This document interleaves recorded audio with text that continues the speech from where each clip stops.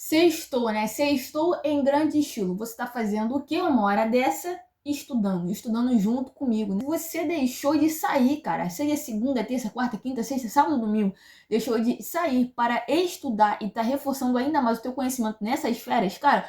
Você tá de parabéns, tá ligado? Porque tem muita gente aí que tá se preparando pro Enem, de qualquer forma, não tá nem estudando. Mas você já está na frente dessa pessoa. Você está fazendo cada dia mais o seu 1%. Esse 1% que vai te levar à tão sonhada aprovação na universidade pública. Então não vamos marcar a bobeira, vamos com muito empenho e com muita vontade estudar o quê? Primeiro reinado. Vamos aprender, né, um pouco a respeito do governo, né, do nosso primeiro imperador, Dom Pedro I e Dom Pedro IV para os portugueses, tá? Até porque vai ter toda aquela questão dramática de Dom Pedro abdicando do trono brasileiro para ir para Portugal, né, lutar contra o seu irmão. Mas isso aí eu vou falar numa mega aula especial sobre o primeiro reinado. Mas por enquanto vamos nos concentrar aqui na nossa primeira questão, tá? Mas antes de começar, pega o seu papelzinho, a sua caneta e pausa o vídeo, tenta fazer, tenta responder e se esforça, porque aqui a gente está revisando um pouquinho mais a matéria com um pouquinho mais de conteúdo, beleza? Então é importante você fazer esse processo, esse trâmite e não me deixar falando sozinha e resolvendo tudo sozinho, tá? Eu sou meio carente. Então, sem muita enrolação, vamos partir para a nossa primeira questão que vai dizer o quê? Após a independência, Dom Pedro I enfrentou resistências regionais, sobretudo no norte e no nordeste do Brasil. O exemplo marcante foi a Confederação do Equador, que expressava, letra A aceitação do regime monárquico por líderes regionais. Letra B, o apoio à centralização política estabelecida pela Constituição de 1824. Letra C, o desejo da manutenção do pacto colonial.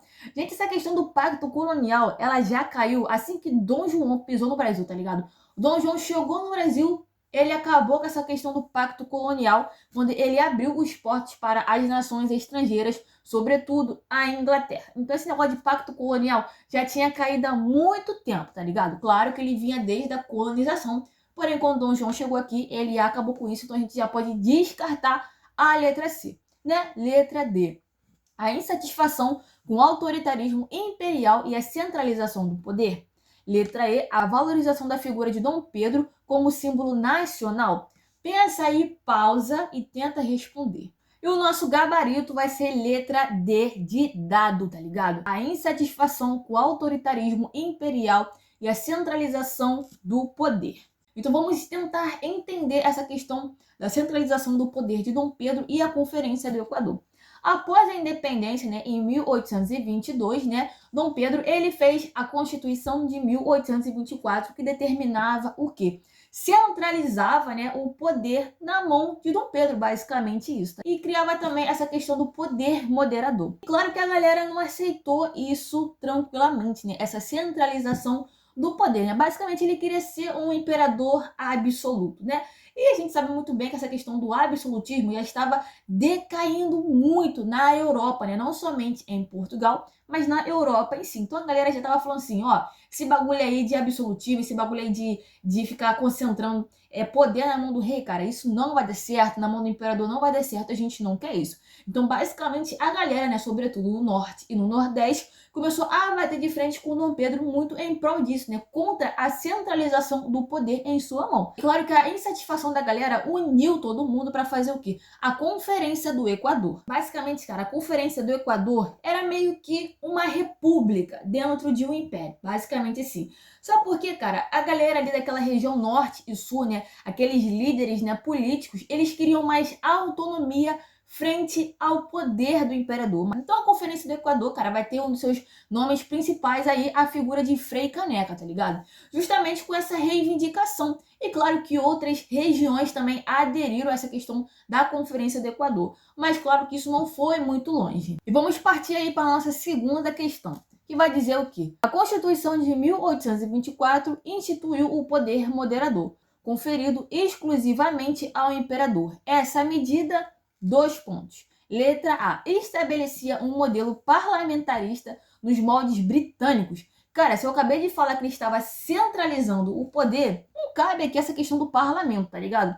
Então já dá pra gente descartar a letra A. Letra B, garantia a independência entre os 3 poderes. Letra C, revelava a influência das ideias iluministas na estrutura do Estado.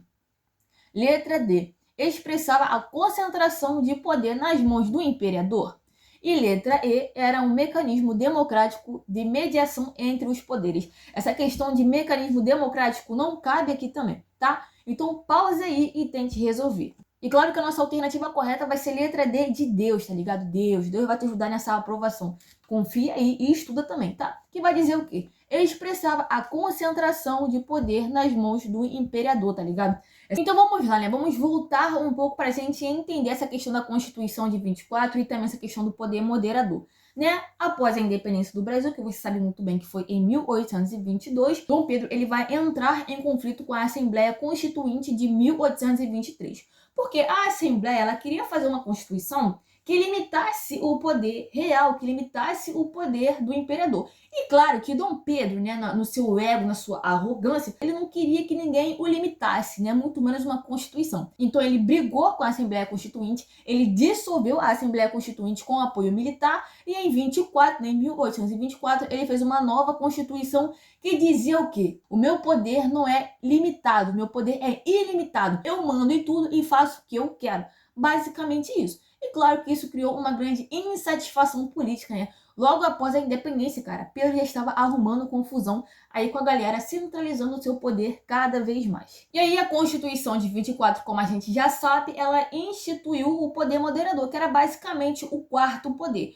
Com a justificativa de que, cara, o quarto poder, que era a figura do imperador, ele servia como intermediário para conflitos, né? Para mediar conflito entre os três poderes mais tradicionais da política que a gente conhece, né? Mas na prática, esse poder moderador dava a Dom Pedro o livre acesso para interferir e fazer o que ele queria, basicamente, na política, né, no seu governo. Então, claro que isso desagradou muita gente, como eu já disse. E chegamos na metade do nosso simulado e eu espero que você esteja gostando e fazendo também junto comigo, tá? Então, vamos partir aí para a nossa terceira questão, que vai dizer o quê?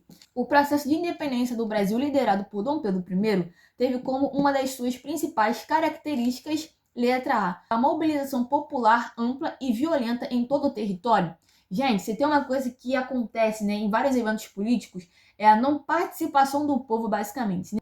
É sempre as reformas de cima para baixo, ou seja, a galera de cima faz a revolução, faz tudo, né, faz as leis, mobiliza a galera, chama os militares e depois o povo segue. Quando o povo entende o que está acontecendo, aí eles aderem ao movimento. E foi assim na questão da independência, vai ser assim também na questão da república, vai ser assim na Revolução de 30 também, lá com Getúlio Vargas. Tanto que eu até falei um pouco ali da questão da Revolução de 30, né? E tem uma frase famosa, né? Façamos a revolução antes que o povo a faça. Ou seja, a gente não quer que o povo participe no primeiro momento. Depois pode até participar apoiando o que a gente já estabeleceu. Mas em primeiro momento, cara, o povo, ele só meio que fica ali de uma forma passiva. Assim como aconteceu também no processo de independência. O povo, ele vai entender o que está acontecendo e depois vai apoiar de fato. Letra B. A ruptura completa com os interesses econômicos portugueses. Letra C. A manutenção de grande parte da estrutura colonial. Letra D. A consolidação de um regime republicano. Gente, que regime republicano é esse? Né? Estamos falando aí de império, tá ligado? Dom Pedro como imperador. Que parada é essa de republicano, tá ligado? Isso só vai vir lá na República, de fato, né? Mas só vai ter, de fato, essa parada de regime republicano muito depois, cara. Então não cabe aqui nesse momento onde o Brasil está se tornando império. Então a gente já pode descartar também. E letra E, a rejeição total das elites ao novo regime. Pausa aí e tenta fazer. E a alternativa correta vai ser letra C de Camarão, a manutenção de grande parte da estrutura colonial. É aquela coisa, o Brasil deixou de ser uma colônia na tese, mas na prática a estrutura colonial ainda estava muito em vigor, tá ligado? Até porque a escravidão africana que estava no Brasil colonial também está no Brasil imperial, tá ligado? No primeiro e no segundo reinado. Então é por isso que a gente fala que teve uma manutenção dessa questão colonial mesmo no Brasil imperial. Tá? Ainda foi mantida essa questão da escravidão, dos grandes latifúndios, da produção agrícola também. Então assim, não teve uma ruptura para a modernização social e econômica do Brasil. Muito pelo contrário, vamos dizer que só mudou a coroa e só mudou quem governa, basicamente. E chegamos aí à nossa penúltima questão, que vai dizer o quê? A abdicação de Dom Pedro I em 1831 esteve relacionada, entre outros fatores, letra A, ao seu apoio aos movimentos republicanos nas províncias. Como é que você vai falar dessa questão de apoio aos movimentos republicanos com uma pessoa que estava centralizando o poder e que teve grandes conflitos com essa centralização? Não cabe. Então a gente já pode descartar também. Letra B, a vitória militar na Guerra da Cisplatina. Gente, Dom Pedro, ele perdeu a Guerra da Cisplatina e vai ser um desses fatores que vai contribuir para a queda também ali do seu governo, para o desgaste do seu governo e para a sua abdicação. Letra C, ao fortalecimento de sua base política interna. Letra D, a crescente insatisfação popular da elite com a sua postura autoritária. A gente já começa a achar uma alternativa mais legal, né? Mais plausível. E letra E, a aceitação de um modelo federalista por parte do imperador. Gente, também essa questão do modelo federalista também não cabe nesse momento aqui, onde o imperador está juntando cada vez mais poder na sua mão, centralizando. Então, não tem como essa alternativa entrar como certa. E como eu disse, né, a nossa alternativa mais coerente, né, e correta do nosso simulado vai ser letra D de Deus novamente, né? A crescente insatisfação popular e da elite com a sua postura autoritária. Então, o autoritarismo de Dom Pedro, ele vai fazer com que a galera, né, da elite, né, da corte que estava ao seu redor ficasse insatisfeita e também começou a gerar uma insatisfação popular. E voltando à questão B, como eu falei, né, essa questão da Guerra da Cisplatina, como eu disse, né, Dom Pedro, ele vai perder a Guerra da Cisplatina, né? Ele vai perder a província da Cisplatina e isso vai contribuir muito para o declínio do seu governo, tá ligado? Para insatisfação. Porque, cara, é muito feio, né? Você é o imperador, né? De um império continental, basicamente. Ficou feio, né? Para Dom Pedro perder a região da Cisplatina, que hoje é o atual Uruguai, né? Então, se Dom Pedro não tivesse perdido a Guerra da Cisplatina, hoje o Uruguai poderia estar junto ao território brasileiro. Então, isso acabou contribuindo, no geral, para o desgaste, né? E querendo dar um pouco da renúncia de Dom Pedro. Aquela coisa, né? Que eu falei para vocês lá no início do vídeo, né? Nesse momento, Dom João, né, nesse período, Dom João, ele morre em Portugal, né? É uma morte cercada de mistérios, né? Por questões políticas, de envenenamento. Depois foi comprovado que ele foi envenenado de fato, mas quem mandou envenenar, ninguém sabe, né? Mas tem suspeitas também, até porque foi um momento bastante complicado da política portuguesa, né? Dom João, ele volta muito odiado, né? O absolutismo, ele cai nesse momento ali com o Dom João. Então, Dom João estava perdendo a sua força e ele acabou morrendo. E aí, claro, né, que teve uma crise sucessória, vamos dizer assim, né? Não uma crise muito grande, né, com essa questão do trono português, porque Dom Pedro I, ele tinha o direito de governar Portugal. E essa especulação de poder governar Portugal também acabou criando um clima estável no Brasil. Por quê? Dom Pedro, nesse momento também aí, né, no final do seu governo, estava se aproximando muito de alguns líderes portugueses, né, ali da galera da corte mais voltada a Portugal. E isso estava deixando com medo e bem insatisfeito a elite brasileira e também a população que já não gostava mais de portugueses, tá ligado? Mais ou menos isso. Preciso respirar. Muita informação. Deixa eu beber uma água aqui. Então começou a especulação de que Dom Pedro iria governar Portugal e o Brasil sob uma coroa só, e a galera começou a ficar insatisfeita, então teve uma confusão só, teve a noite das garrafadas também. Isso começou a desgastar a imagem de Dom Pedro e desgastar a sua imagem política, né? Outro fator também que contribuiu muito para o desgaste, né, da figura pessoal de Dom Pedro e a figura política dele foi justamente a morte de Dona Leopoldina também, né? Porque era uma pessoa muito amada, né? Era uma imperatriz muito amada pelos brasileiros, né? E vocês sabem muito bem que Dom Pedro só galhava a coitada, né?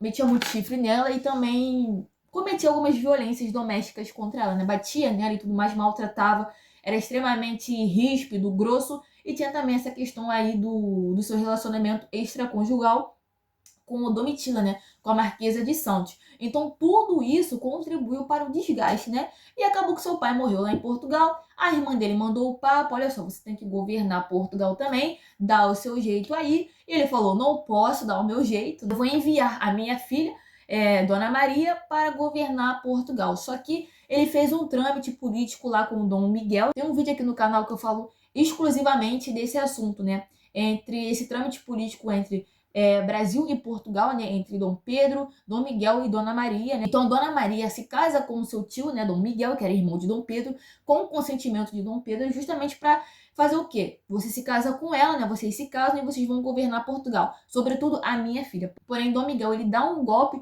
na Dona Maria e dá no que dá. A Dona Maria volta para o Rio de Janeiro nesse meio tempo, a figura de Dom Pedro está extremamente desgastada. A galera já não queria mais ouvir falar no nome de Dom Pedro e ele decide de fato abdicar o trono brasileiro em favor do seu filho Dom Pedro II, né? Porque, cara, já não tinha mais o que fazer aqui no Brasil, entende? Ele era extremamente odiado pela galera e lá em Portugal não. Então ele sai do Brasil e ele vai em direção a Portugal lutar contra o seu irmão na Guerra Civil Portuguesa ali, né? Entre os irmãos, né?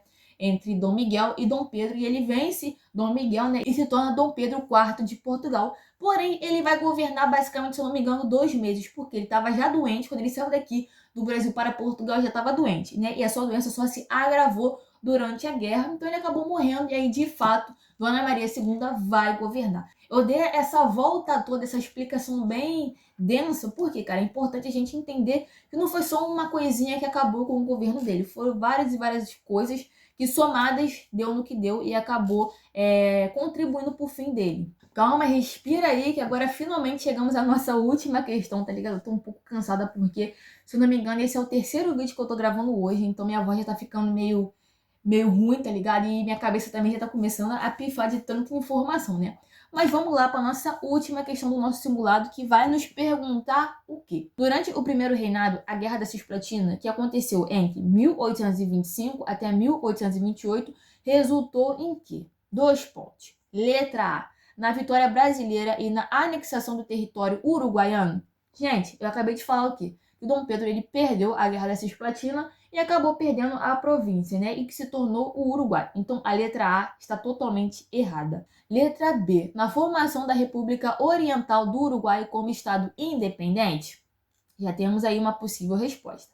Letra C, na ocupação do sul do Brasil por tropas argentinas. Letra D, no fortalecimento da imagem do imperador. Gente, não tem como, né? Nesse momento, Dom Pedro está participando da guerra, até porque a galera nem queria a guerra, já começa por aí, e ele perde e automaticamente a sua figura fica extremamente desgastada e não é fortalecida, né? Então a letra D também a gente já pode descartar. E letra E, na conquista de territórios da Bolívia. Gente, o que a Bolívia está fazendo aí nesse momento da cisplatina? Isso aqui está totalmente errado. Então só ficou a letra B, né? B de Brasil. Então vamos lá, né? A gente sabe muito bem que essa questão ali da cisplatina, né? A província da cisplatina foi uma região anexada durante o período joanino, né? Durante o governo de Dom João, enquanto ele esteve aqui no Brasil. Beleza, depois ele volta para Portugal e aquela província lá no rabo do Brasil, basicamente, né? Lá no final do Brasil, que tinha mais a ver com a galera do lado de lá, né, que a gente já vai falar. Então, claro, né, que durante o primeiro reinado, né, essa região vai começar a apresentar alguns problemas. Então, basicamente, né, esse conflito foi entre as Províncias Unidas do Rio da Prata, a atual Argentina, contra o Império Brasileiro pelo domínio dessa região que correspondia à Cisplatina. A gente sabe muito bem, né, que olhando o Uruguai hoje em dia, ele tem muito mais a ver, né, com a galera do lado de lá, até porque essa questão da língua e cultural não tinha nada a ver com o Brasil. Foi basicamente uma humilhação, tá ligado? Por quê? A região da Cisplatina, ela não ficou nem com o Brasil, nem com as Províncias Unidas do Rio da Prata, até porque, né, sobre muita pressão política e militar, sobretudo da Inglaterra, que vão criar o quê? A República Oriental do Uruguai. E claro que isso foi visto como uma grande humilhação para Dom Pedro I. Então é isso, gente. Esse foi o vídeo, tá? Resolvendo essas questões do primeiro reinado. Espero que vocês tenham gostado. E antes de encerrar esse vídeo, cara, eu gostaria de dizer uma coisa extremamente importante. Se você quer ter acesso a mais conteúdos como esses, né? Aulas como essas, vocês têm que fazer o que, basicamente? Entrar no meu curso, né? No meu curso de História voltado para o Enem. Mas como eu costumo dizer, não vai ter só conteúdo de história. Tem conteúdo de química, de física, de matemática, de linguagem, de redação. Tá tudo muito completo. E tudo isso por um preço mega barato, tá? Além desses conteúdos, né, e dessas aulas, tem aulas para potencializar ainda mais o teu estudo, tudo voltado para a neurociência. Então tem aulas exclusivas e materiais também. Mas calma que eu tenho uma outra alternativa mais barata ainda. Se você não quer comprar esse curso, cara, não tá com dinheiro para gastar, eu tenho esses e-books aqui disponíveis também com materiais materiais, né, com conteúdos voltados para o Enem. Então, se você se interessou pelos e-books ou pelo curso, é só entrar em contato com esse número de WhatsApp aqui, que você vai entrar em contato comigo e vamos conversar basicamente sobre tudo, e vou te explicar um pouquinho mais do curso e dos e-books também, tá? É só entrar em contato que você vai bater um papo comigo e a gente vai ver aí a melhor forma para você estudar para o Enem. É aquela coisa, toda a preparação conta, é 1% todo dia para chegar até a sua sonhada aprovação. Beleza? Então, se você gostou desse vídeo, cara, quiser deixar o seu like e compartilhar, vai me ajudar demais, tá? E lembrando, toda sexta-feira tem um vídeo novo aqui no canal resolvendo questões do Enem. Então é isso, gente. Muito obrigada por assistir até aqui e até o próximo vídeo. Valeu!